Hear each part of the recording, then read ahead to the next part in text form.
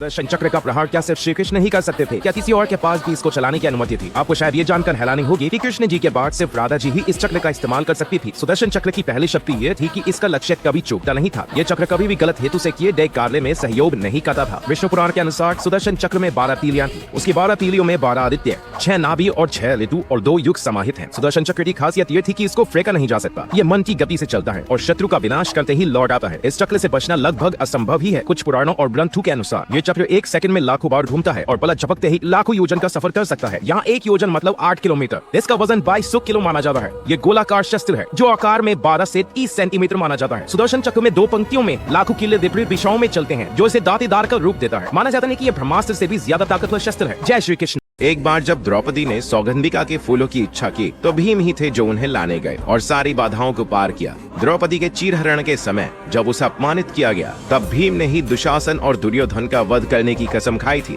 वनवास के दौरान भीम द्रौपदी को अक्सर गोद में ही लेकर चलते थे ताकि उसे तकलीफ न हो। अज्ञातवास के दौरान जब पांडव और द्रौपदी भेष बदल कर रह रहे थे तब विराट के सेनापति कीचक ने द्रौपदी के साथ दुर्व्यवहार किया। युधिष्ठिर और राजा विराट कुछ करने में असमर्थ रहे। द्रौपदी ने जब भीम को ये बात तो भीम महिला के रूप में द्रौपदी के कमरे में कीचक की प्रतीक्षा में बैठ गए। जैसे ही कीचक ने द्रौपदी समझकर छूने की कोशिश की, भीम ने उसका वध कर दिया। कीचक की मृत्यु पर गुस्सा होकर जब विराट राज्य के लोगों ने द्रौपदी को कीचक के साथ जलाना चाहा, तब भीम ने द्रौपदी की जान बचाई। पांडवों की स्वर्ग यात्रा के दौरान द्रौपदी गिरी तो केवल भीम ने युधिष्ठिर से उसके गिरने का कारण पूछा। इस प्रकार कहा जा सकता है कि सभी पांडवों में भीम द्रौपदी से सबसे ज्यादा प्रेम करते थे। हालांकि द्रौपदी अर्जुन के प्रति पक्षपाती थी। जय भीम।